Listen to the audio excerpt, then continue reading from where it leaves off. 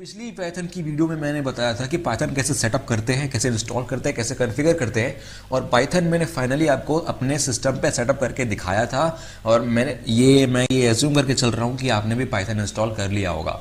तो आज की वीडियो से हम शुरू करेंगे पाइथन को कोड करना।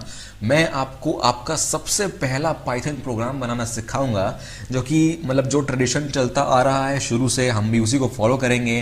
तो यहाँ पर जो हेलो वर्ल्ड प्रोग्राम होता है, सिंपल सा प्रिंट करना है हमें, हेलो वर्ल्ड आउटपुट करना है। तो मैं उस चीज़ को आपको सिखाऊंगा इस वीडियो में। और जो शुरू से प्रोग्रामर करते आए हैं वो पैदा भी होते हैं हेलो वर्ल्ड के साथ, मरते भी हैं हेलो वर्ल्ड के साथ, और किसी से मिलते हैं तो भी हेलो वर्ल्ड करते हैं। तो हम हेलो वर्ल्ड सीखेंगे यहाँ पर आज। तो चलिए शुरू करते हैं। सिर्फ इतना ही नहीं, मैं आपको ये बताता हूँ कि अगर आप पाइचार्म यूज़ कर रहे हैं तो आपको ये पता होना चाहिए कि पाइचार्म में कैसे आप पाइथन प्रोग्राम को बनाते हैं, कैसे क्रिएट करते हैं। कोड करना बात की बात है, पहले आपको प्रोजेक्ट बनाना पड़ेगा। यहाँ पर अगर आप एक IDE यूज़ कर रहे हैं उसका मतलब यही है कि आपको एक प्रोजेक्ट बनाना है, आपको एक पाइथन की फाइल नहीं बनानी है, आपको .py वाली फाइल नहीं बनानी है। सबसे पहले मैं आपको ये सिखाता हूँ कि एक प्रोजेक्ट कैसे क्रिएट करना है, तभी आप उस प्रोजेक्ट में अलग अलग मल्टीपल फाइल्स को एक साथ यूज़ कर सकते हैं, इंपोर्ट कर सकते हैं, उनके साथ काम कर सकते हैं। प्रोजेक्ट मतलब एक इंडिविजुअल एप्लीकेशन बनाना है आपको, तो उसमें बहुत सारी फाइल्स लगती हैं, तो उसको एक प्रोजेक्ट में अगर आप कंपाइल करेंगे तो आपको बनाने में ईजी रहेगा। तो यहाँ पर हम जाते हैं फाइल ऑप्शन में, जो मेन्यू में होता है। फाइल के अंदर होता है सबसे पहला ऑप्शन न्यू प्रोजेक्ट, तो इस पर क्लिक कीजिए। उसके बाद आपको बहुत सारे ऑप्शंस मिलते हैं कि आपको किस टाइप का प्रोजेक्ट बनाना है। यहाँ पर जो सबसे पहला ऑप्शन है प्योर पाइथन, हम उसको सिलेक्ट करते हैं। तो यहाँ पर आप देख सकते हैं कि जांगो है, फ्लास्क है, गूगल है, पिरामिड, इतने सारे, यहाँ पर एंगुलर भी है, बूटस्ट्रैप भी है, HTML भी है। तो इतने सारे टाइप के प्रोजेक्ट्स आप बना सकते हैं। हमारा कंसर्न सिर्फ ये है कि हम पाइथन का प्रोजेक्ट बनाने वाले हैं। तो यहाँ पर आप एनवायरनमेंट सेट कर सकते हैं, आप इंटरप्रेटर सेट कर सकते हैं। मेरा जो सिर्फ इकलौता इंटरप्रेटर है यहाँ पर पाइथन 3.7 में वो यूज़ करूँगा, जो मेरा इंस्टॉल्ड है सिस्टम पे। तो यहाँ पर आप देख रहे हैं कि ये अनटाइटल्ड 1 नाम से फाइल बनी है मेरी। इसको मुझे चेंज करना है, मुझे इसको कस्टम नाम देना है। तो मैं यहाँ पर देखता हूँ, मैं यहाँ पर नाम दे दूँगा माई फर्स्ट पाइथन प्रोग्राम। तो ये प्रोग्राम थोड़ा गलत हो गया, हाँ ये है माई फर्स्ट पाइथन प्रोग्राम, मेरा प्रोजेक्ट का नाम होगा। तो यहाँ पर हम इसको सिंपली करेंगे क्रिएट। तो यहाँ पर आपको ज़्यादा चेंज नहीं करना है, आप कुछ ऑप्शंस पे क्लिक कर सकते हो। इंटरप्रेटर मैंने सेट कर दिया है, एग्जिस्टिंग में भी आपको वो दिख रहा है 3.7। तो यहाँ पर आप क्रिएट कर क्लिक करोगे तो आपका प्रोजेक्ट बन जाएगा। तो अगर आपको प्रोजेक्ट सेम विंडो में खोलना है, मतलब पाइथन की एक ही विंडो आपके सिस्टम में खुली रहनी चाहिए, तो आप दिस विंडो में इसको खोल सकते हो। या तो न्यू विंडो में, मतलब आपको 2 प्रोजेक्ट्स में पैरेलली काम करना है तो आप न्यू विंडो सेलेक्ट कर सकते हो। लेकिन दिस विंडो में यहाँ पर करता हूँ क्योंकि दूसरा प्रोजेक्ट मेरे पास रनिंग नहीं है। तो यहाँ पर अलाउ एक्सेस कर देते हैं, जो भी फायरवॉल का ऑप्शन होता है आप एक्सेस कर दीजिए। यहाँ पर इसको बनाने में थोड़ा टाइम लग सकता है, प्रोजेक्ट को आपको वेट करना पड़ेगा। तो यहाँ पर मेरा साइड में जैसा कि आप देख सकते हैं प्रोजेक्ट व्यू है मेरा। तो प्रोजेक्ट व्यू में मेरा प्रोजेक्ट डायरेक्टरी बन चुकी है, इसको हम प्रोजेक्ट डायरेक्टरी बोलते हैं, जिसके अंदर जो लोकेशन आपने वहाँ पर देखी थी, ये लोकेशन है सी यूजर्स अंशबी Python PyCharm projects my first Python program. तो ये डायरेक्टरी के अंदर आपके सारे के सारे फाइल्स जो आप बनाओगे पाइथन के, वो इसके अंदर स्टोर होगा। तो यहाँ पर हम क्या करते हैं, यहाँ पर हम प्रोजेक्ट पर राइट क्लिक करके न्यू पे जाएंगे और न्यू फाइल बनाएंगे। तो यहाँ पर न्यू के अंदर पाइथन फाइल पे क्लिक कीजिए, तो एक ऑटोमेटिकली .py एक्सटेंशन से फाइल बन जाएगी। आप यहाँ पर लिख दीजिए फाइल का नाम, मैं लिखता हूँ हेलो, सिर्फ हेलो, और फिर .py अपने आप जुड़ जाएगा उसमें। तो मेरी एक पाइथन फाइल बन चुकी है, हमको इसी में कोड करना है। अब हमको जो भी कोड करना होगा पाइथन में हम इस फाइल के अंदर करेंगे। तो मैंने प्रोजेक्ट बनाया, उसके बाद एक फाइल बनाई, इसमें मुझे कोड करना है जो भी मेरा पाइथन का कोड होगा। तो जैसा कि मैंने बताया था कि सिंपल एक हेलो वर्ल्ड प्रिंट करने वाले हैं हम। तो यहाँ पर हमको हेलो वर्ल्ड प्रिंट करने के लिए मुझे एक फंक्शन यूज करना पड़ेगा। अगर आप जानते हैं C++ या जावा, तो C में हम किसी भी आउटपुट को स्क्रीन पे दिखाने के लिए करते थे printf, C++ में करते थे cout, और जावा में करते थे system.out.print या फिर println, जो भी आप उसमें लगा सकते हैं। इसी तरीके से मुझे यहाँ पर भी एक आउटपुट अगर स्क्रीन पे दिखाना है तो मुझे एक फंक्शन यूज करना पड़ेगा। पाइथन में उस फंक्शन का नाम होता है प्रिंट।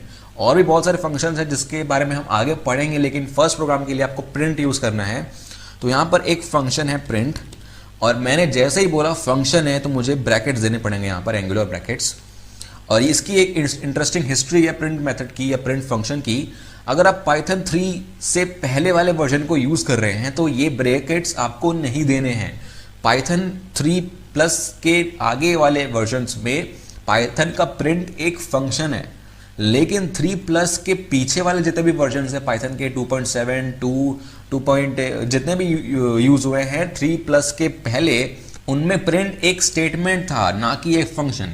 ये बात आप याद रखिएगा कि अगर आप पाइथन 2 यूज कर रहे हो तो वहां पर आपको ब्रैकेट्स नहीं लगाने हैं, सिर्फ एक स्पेस लगानी है ऐसे करके, और उसके बाद आप यहां पर मैसेज लिख सकते हो।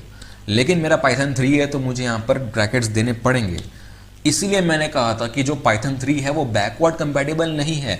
इसीलिए क्योंकि अगर आप कोई प्रोग्राम पाइथन 3 में बना रहे हैं और अगर आप उसको रन कर रहे हैं पाइथन 2 के इंटरप्रेटर में, तो वो एरर देगा, वो रन नहीं करेगा, क्योंकि उसमें ब्रैकेट्स वगैरह का सिंटैक्स का प्रॉब्लम होता है, क्योंकि वो पहले स्टेटमेंट था, अभी वो फंक्शन है।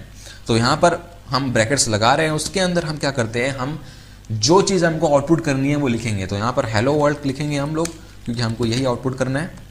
तो ये सिंपल सा आपकी एक लाइन का जो ये कमांड है वो प्रिंट कर देगा आउटपुट पे हेलो वर्ल्ड को। अगर आपने जावा पढ़ा है तो आपको पता होगा कि एक हेलो वर्ल्ड प्रिंट करने के लिए कितने सारे लाइंस लगते हैं, मिनिमम 5 to 6 लाइंस लगती है। पहले आप उसमें क्लास बनाते हैं, फिर एक मेन मेथड बनाते हैं, उसके बाद system.out.println, फिर जो कर्ली ब्रेसेस हैं, जो सेमीकोलन्स है, सब कुछ वहां पर लगता था। तो इतना कुछ रखने के बाद जो पाइथन आया उसमें no semicolon, no curly bracket, सिर्फ एक स्टेटमेंट और सब कुछ प्रिंट। तो यहाँ पर आप इसको रन करके देखते हैं, तो रन पे क्लिक करेंगे, देखते हैं आउटपुट आता है कि नहीं। तो यहाँ पर आप देख सकते हैं हेलो वर्ल्ड हमारा प्रिंट हो चुका है। तो फाइनली हमने पहला प्रोग्राम हमने बना लिया है हेलो वर्ल्ड, सिंपल सा। तो सिर्फ हेलो वर्ल्ड लिखने की हमारे पास आदत नहीं होनी चाहिए, हमको कुछ और भी करना है यहाँ पर। तो मैं एक सिंपल सा इनपुट लेके बता देता हूँ यूजर से।